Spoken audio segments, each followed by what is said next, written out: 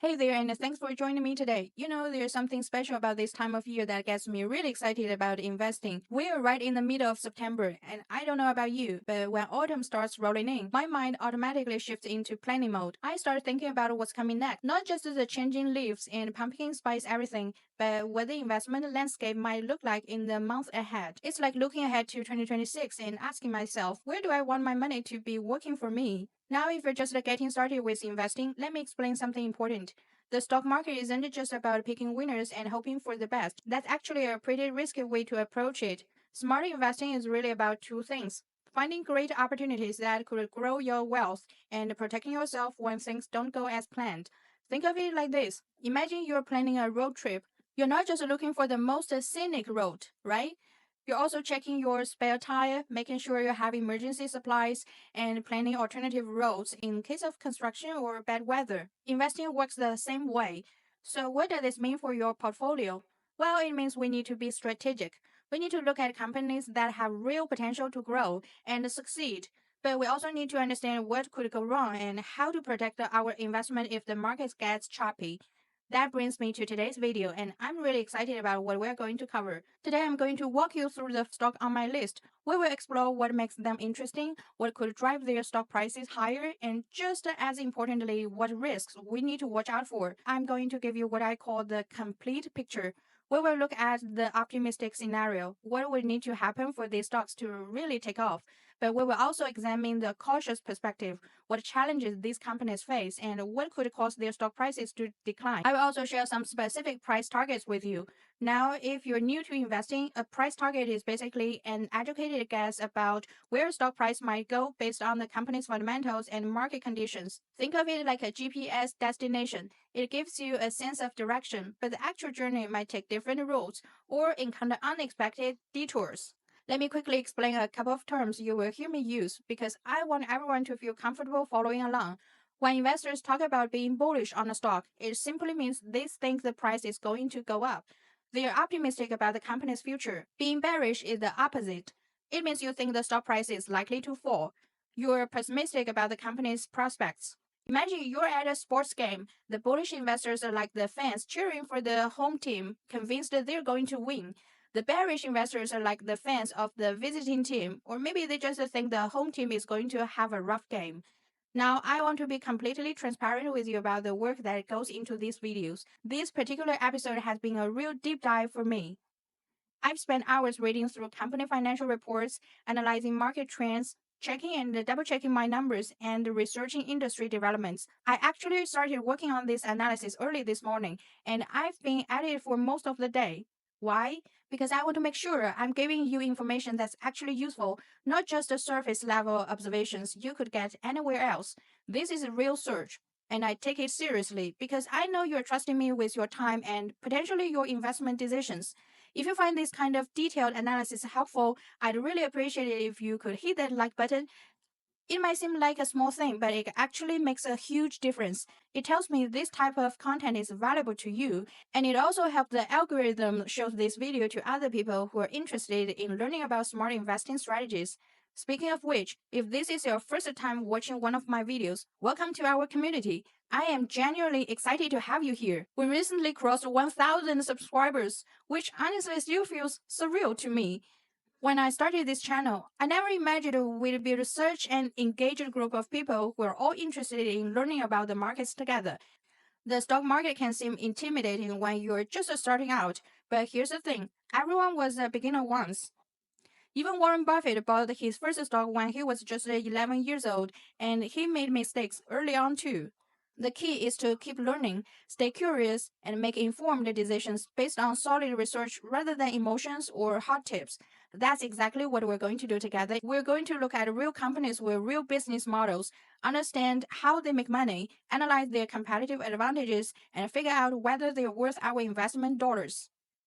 Our stock is Celsius Holdings, and you can find it on the stock market under the ticker symbol CELH. Now, if you've ever grabbed an energy drink from a convenience store, you might already be familiar with this brand, even if you don't realize it yet. Celsius is in the energy drink business, and right now their stock is trading at around $55 per share. And here's what makes this company really interesting from an investment perspective. They're not trying to be just another Red Bull or a Monster Energy copycat. Instead, they've positioned themselves as a healthier, more fitness-focused alternative in this crowded market. Now, I want to address something that trips up a lot of new investors because I see this mistake all the time. When people look at Celsius and see that the stock has already gone up significantly over the years, their first instinct is often to think, well, I missed the boat. This thing has already had its big run. But here's the thing about successful growth companies. That kind of thinking can cost you a lot of money over time.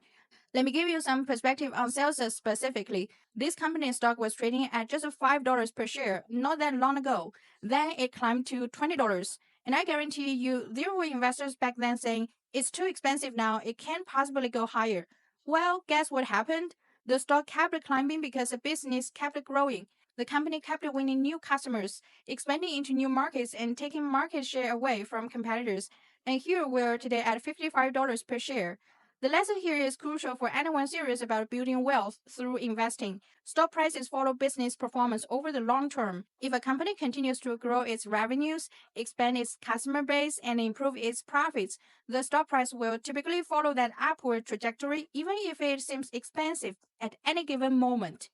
Now, here's another important piece of context.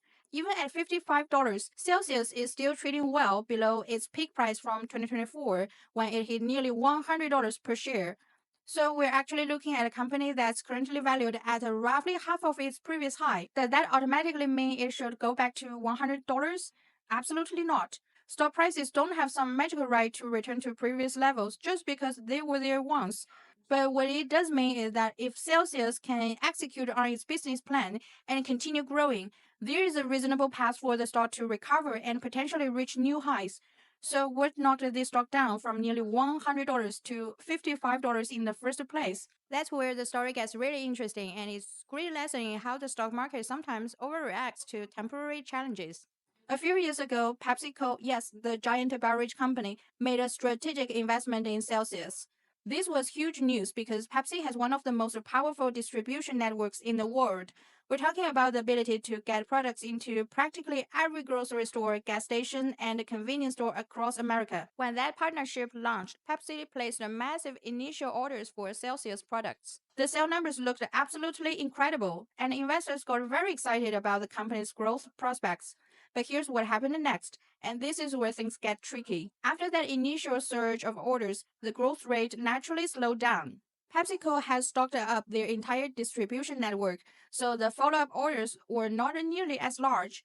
When Celsius reported their next quality results, the growth numbers looked disappointing compared to that artificial surge from the initial Pepsi launch. In the investment world, we call this different comparisons or tough comps. It's like if you threw an amazing surprise party for someone with live music, fireworks, and celebrity guests.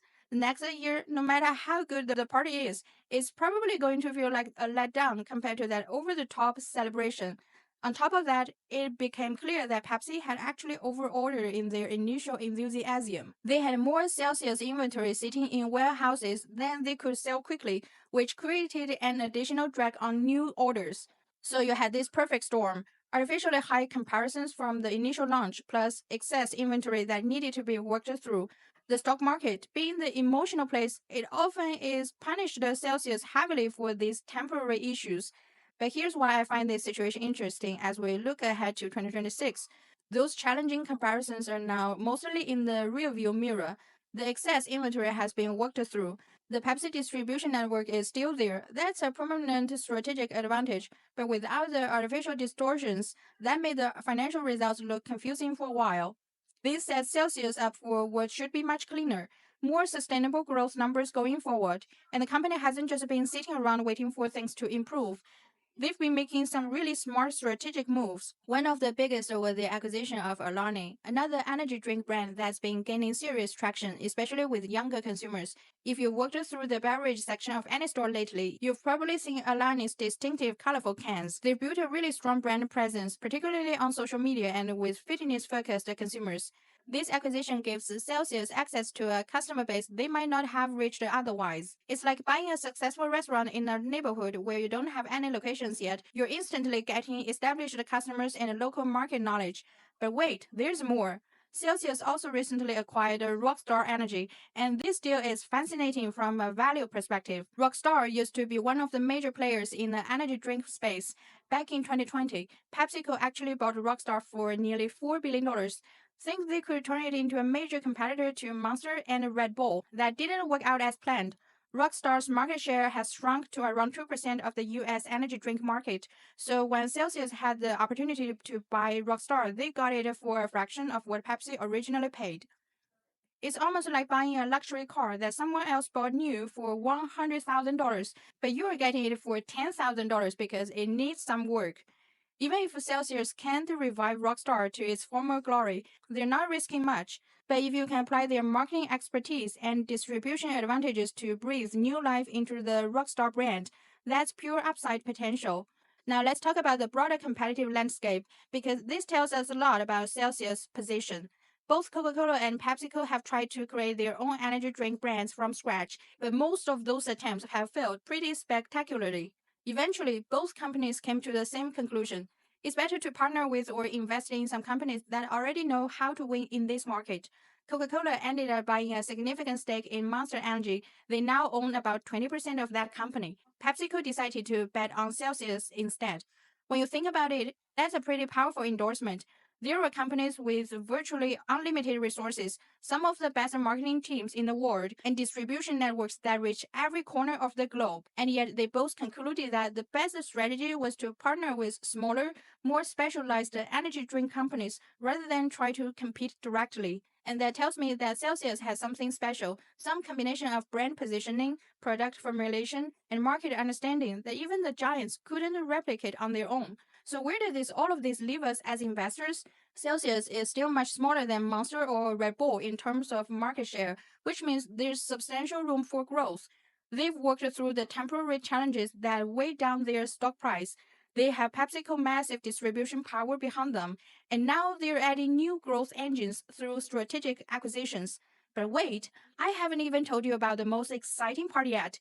This is where Celsius' story gets really compelling, and honestly, I think a lot of investors are still missing just how big this opportunity could be. Remember that Alani acquisition I mentioned? Well, here's a game changer. PepsiCo has now agreed to take over the distribution of Alani products through their massive network. And if you understand what this means, you will see why I'm so bullish on Celsius heading into 2026. Let's think back to what happened when PepsiCo first partnered with Celsius on distribution. Sales exploded, and I mean really exploded. Now we talked about how that created some temporary complications with companies and inventory levels, but the core lesson was crystal clear. PepsiCo's distribution power is absolutely massive. When I say massive, I'm talking about one of the most sophisticated and far-reaching distribution systems ever built. Pepsi can take a product from being available in a few hundred stores to being available in tens of thousands of locations practically overnight. We're talking about every major grocery chain, every gas station, every convenience store, every big box retailer, the works. It's like the difference between a local band playing coffee shops and suddenly getting their song played on every major radio station in the country. The exposure and accessibility jump is just incredible. Now, here's what makes the Alani situation so exciting. This brand was already growing rapidly before PepsiCo got involved. Alani has built a really strong following, especially among younger consumers and fitness enthusiasts.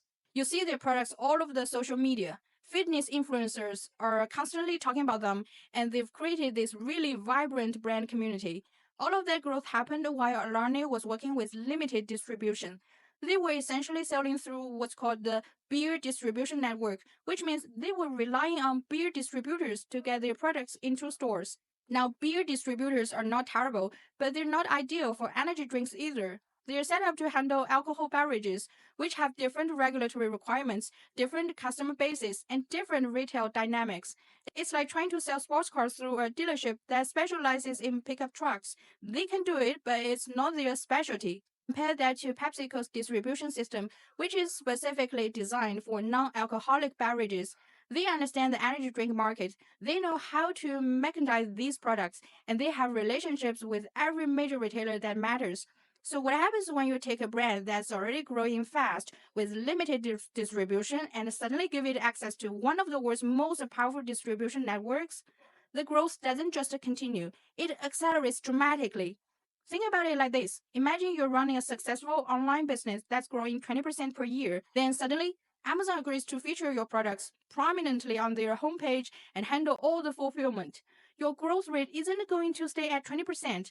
It's probably going to jump to 50% or 100% because you just gain access to millions of new potential customers. This is essentially what's happening with Alani and PepsiCo. We're talking a brand that was already winning with one hand tied behind its back and giving it the full power of Pepsi's distribution machine. And here's the beautiful part of Celsius investors. When Alani sales explode, that flows directly to Celsius' bottom line. Since Celsius owns Alani, every can of Alani that Pepsi sells through its network is revenue for Celsius. It's like owning two successful restaurants instead of one. Your total income goes up significantly. This creates what I like to call a growth multiplier effect for Celsius. Investors are not just betting on the original Celsius brand anymore. They're getting the growth potential of Celsius, plus the turbocharged growth potential of Alani, all supercharged by PepsiCo's distribution power. Think about it, how much difference it makes when either Coca-Cola or PepsiCo is handling your distribution versus smaller specialized distributors. The big average companies don't just deliver your product and walk away. They manage inventory levels, they optimize shelf placement, they coordinate promotions, they ensure consistent availability. Their trucks show up reliably. Their sales teams maintain relationship with store managers, and they have the systems in place to handle massive volume efficiency. For a growing brand like Alani, this kind of professional distribution support is like rocket fuel. Instead of worrying about whether their products will be in stock or properly displayed, they can focus entirely on marketing, product development, and brand building while PepsiCo handles all the logistics of getting products to consumers. So when I look ahead to Celsius financial results in 2026, I'm not just thinking about the growth of their core Celsius brand, which should be solid. I'm also thinking about the explosive growth potential of Alani now that it has proper distribution support. And I'm thinking about the possibility that they might work similar magic with the Rockstar brand if they can revitalize it. This is why I think a lot of investors are underestimating Celsius right now. They're looking at it as just another energy drink company, but what they're really getting is a collection of brands that are about to benefit from one of the most powerful distribution networks in the world. Now let's dig into some actual numbers here because this is where the investment opportunity becomes really clear. If you pull up Celsius revenue performance over the past few years, you will see something really telling. There's this noticeable dip in their growth trajectory that corresponds exactly with those challenges we discussed. The PepsiCo overorder situation, the difficult year-over-year comparisons, and all the temporary headwinds that weigh down the company's performance. For several quarters, it genuinely looked like Celsius had lost its momentum.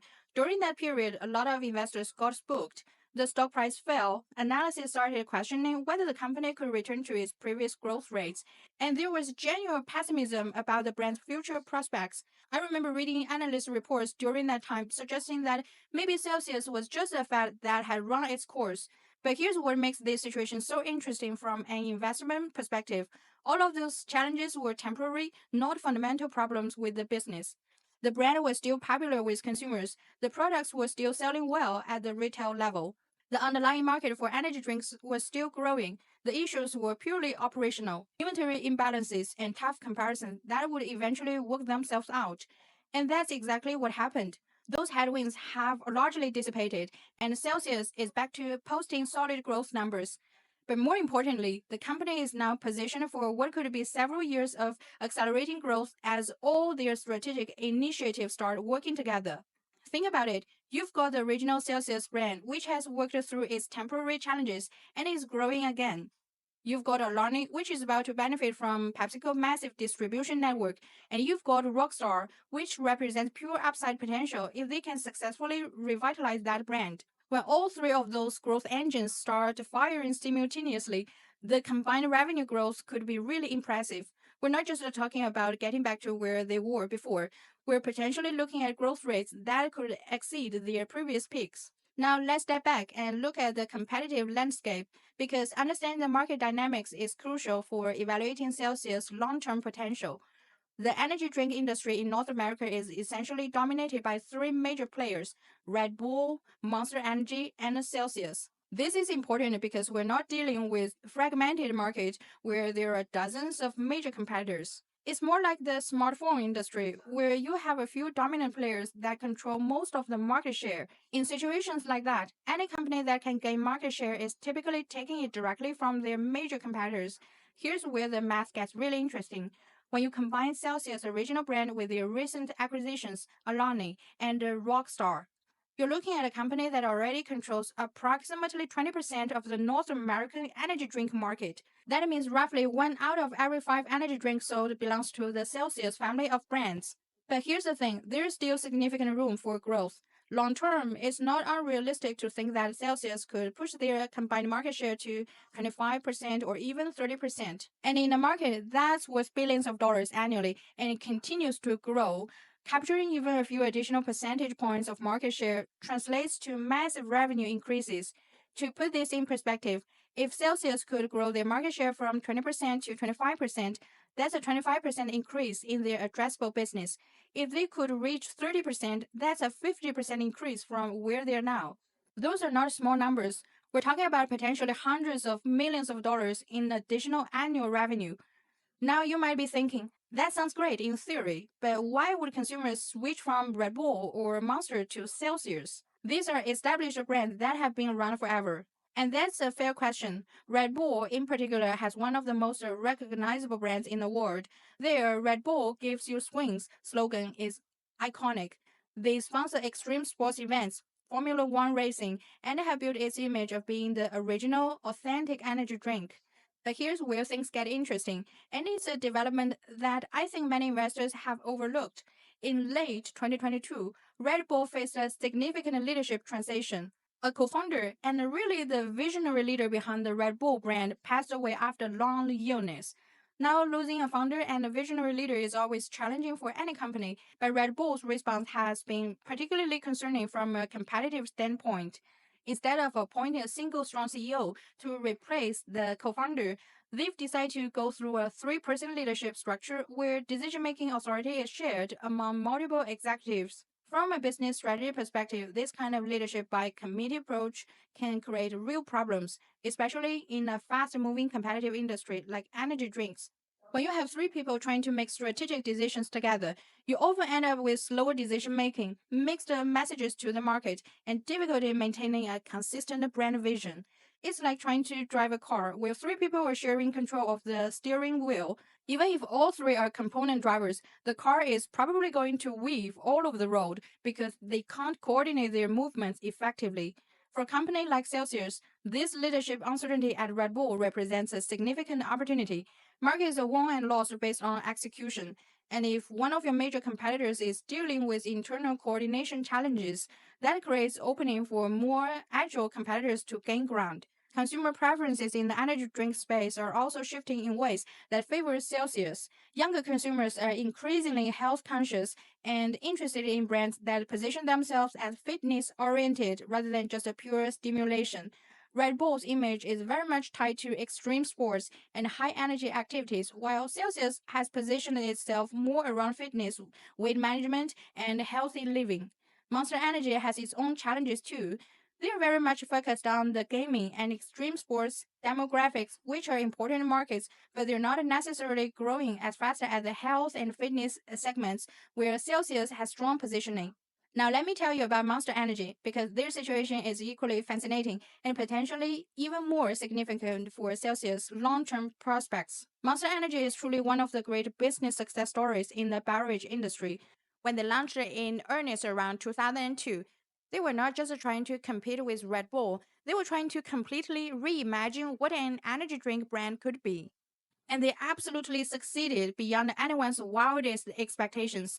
Think about this for a moment. Red Bull had basically created the entire energy drink category. They had first mover advantage, massive brand recognition, and what seemed like an unshakable position as a market leader. But Monster didn't just carve out a small niche for themselves. They actually grew to become larger than Red Bull in many markets. It's like if a new smartphone company launched after the iPhone was already dominant and not only survived but actually outsold Apple. That's the magnitude of what Monster accomplished, and is testament to just how well executed their strategy was. The masterminds behind this incredible growth story were two co-CEOs, Rodney and Hilton. For more than 2 decades, those two executives were the driving force behind Monster's transformation from a small beverage company into one of the most valuable brands in the world. Their partnership was legendary in the business world. They complemented each other perfectly. Rodney was known for its operational expertise and strategic thinking, while Hilton brought financial acumen and deal-making skills. Together, they built a company culture that was aggressive, innovative, and laser-focused on winning market share.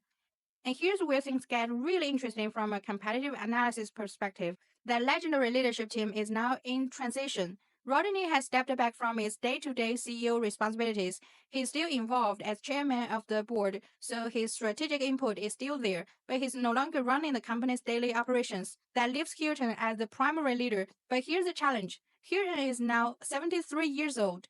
And while age certainty doesn't automatically disqualify someone from effective leadership, there are some practical realities we need to consider. In the business world, there's generally an acknowledged sweet spot for CEO effectiveness that typically falls between the ages of 45 and 65.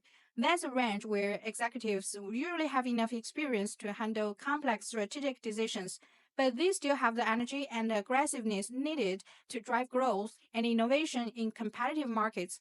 Once leaders get beyond that range, they often start to become more conservative in their decision making. They might be less willing to take the bold risks that helped them succeed earlier in their careers. They might not have the same energy for the grueling schedule that comes with running a major corporation, and they're often thinking about succession planning rather than long term growth strategies. Now, I'm not suggesting that Hilton has lost his effectiveness. He's clearly still a sharp, capable executive. But the reality is that Monster Energy is entering a period of leadership uncertainty. At some point in the not too distant future, they're going to need to figure out their succession plan. Will they promote someone from within the company? Will they bring in an outsider? Could Coca-Cola, which already owns a significant stake in the Monster, decided to acquire the company outright and integrate it more fully into their operations? All of these are possibilities, but none of them provide the kind of leadership stability and continuity that Monster has enjoyed for the past 2 decades. This kind of uncertainty creates opportunities for competitors, especially aggressive competitors who are led by executives in their prime years. And that brings us to one of Celsius' most underappreciated advantages, the leadership. Celsius CEO John is currently around 44 or 45 years old. In other words, he's entering what many consider to be the prime years for CEO effectiveness. He's got the experience to make sophisticated strategic decisions, but he also has the energy and the drive to execute aggressively on those strategies. Under John's leadership, Celsius has already accomplished something pretty remarkable. They've taken a relatively small energy drink brand and turned it into a legitimate competitor to Monster and Red Bull. They've navigated the complex partnership with PepsiCo. They've successfully acquired and integrated new brands like Alani and Rockstar, and they've positioned the company for what could be a decade of sustained growth. The contrast with Monster's situation couldn't be more stark.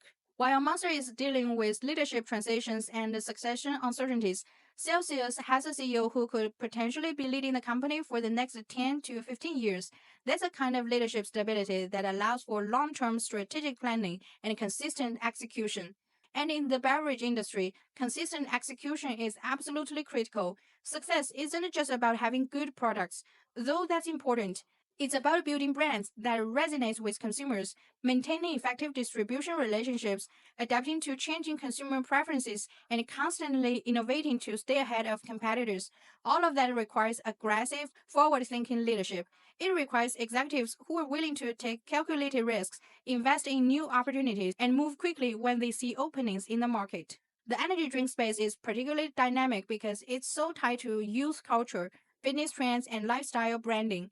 The companies that succeed are the ones that can stay connected to what young consumers want and deliver products and marketing that feel current trend and relevant. That kind of cultural awareness and agility is typically easier for younger, hungrier leadership teams than it is for established executives who may be more focused on protecting existing market positions than on capturing new opportunities. So when I think about the next 5 to 10 years in the energy drink industry, I see a situation where Celsius has significant leadership advantages over both of their major competitors.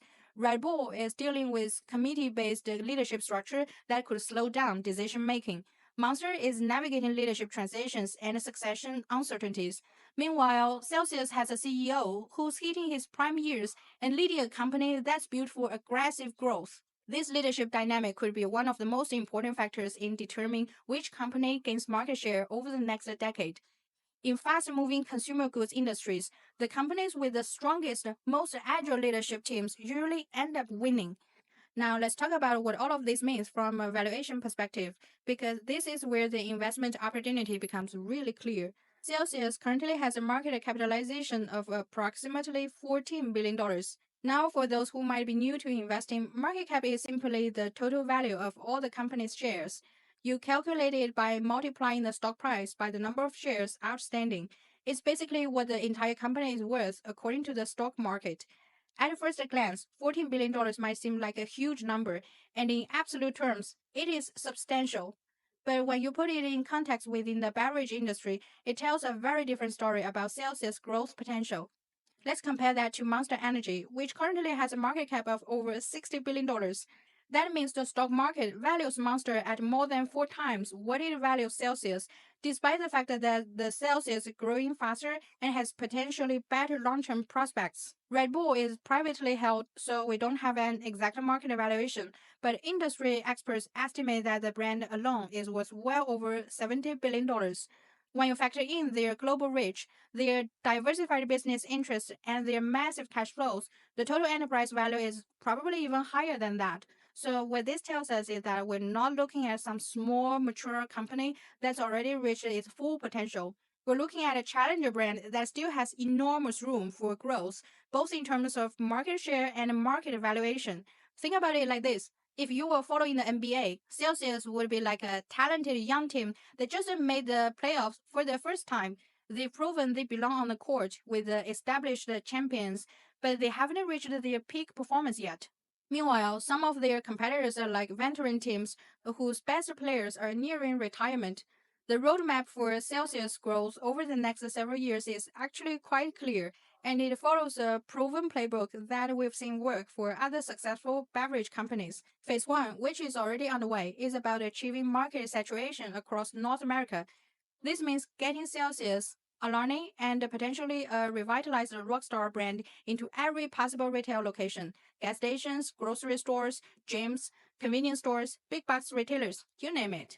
This isn't just about being available in stores, it's about securing premium shelf space, negotiating favorable pricing with retailers, and building the kind of brand presence that makes consumers think of Celsius first when they're looking for an energy drink. With PepsiCo's distribution network behind them, this phase should accelerate significantly over the next few years. Remember, Pepsi can get products into virtually every retail location that matters, and they have the relationships and the logistics infrastructure to maintain consistent availability. But here's where it gets really exciting. North American market saturation is just at the beginning. The next major growth phase will be international expansion, and this is where the valuation story could get really interesting. If you look at Monster's growth trajectory over the past decade, a huge portion of their success came from expanding globally. They took their successful North American formula and adapted it for markets in Europe, Asia, Latin America, and other regions around the world. Celsius has barely even started to explore international opportunities. They have some presence in few markets, but nothing close to the global footprint that Monster or Red Bull has established. This represents a massive untapped growth opportunity. Think about the math here. If Celsius can successfully expand into major international markets during the 2030s, they could potentially double or even triple their addressable market size. We're not just talking about selling to 350 million North Americans anymore. We're talking about selling to billions of consumers worldwide. And here's what makes this opportunity even more compelling. The global energy drink market is still growing. Unlike some mature beverage categories where growth is limited, energy drinks are gaining popularity in markets around the world, driven by urbanization, increasing disposable income, and changing lifestyle preferences. So Celsius wouldn't just be expanding into static international markets, they'd be expanding into markets that are themselves growing rapidly. When I think about the leadership factor we discussed earlier, this international expansion phase is exactly where having a CEO in these prime years becomes so valuable. International expansion requires aggressive decision making, cultural adaptability, and the energy to build relationships in dozens of different countries. That's not typically something that aging leadership teams excel at. John has already demonstrated his ability to scale Celsius from what was essentially a micro-cap store, a tiny company that many investors didn't take seriously, into a legitimate player in the beverage industry. He's navigated complex partnerships, managed successful acquisitions, and positioned the company for sustainable growth. But I believe he's just getting started. With the foundation they've built, the partnership they've established, and the growth runaway ahead of them, Celsius could realistically aspire to become one of the top 10 beverage companies in the world by market capitalization over the next decade. Now, let me put that in perspective. The beverage industry includes some absolutely massive companies Coca Cola, PepsiCo, Nestle, and others with market caps well over $100 billion.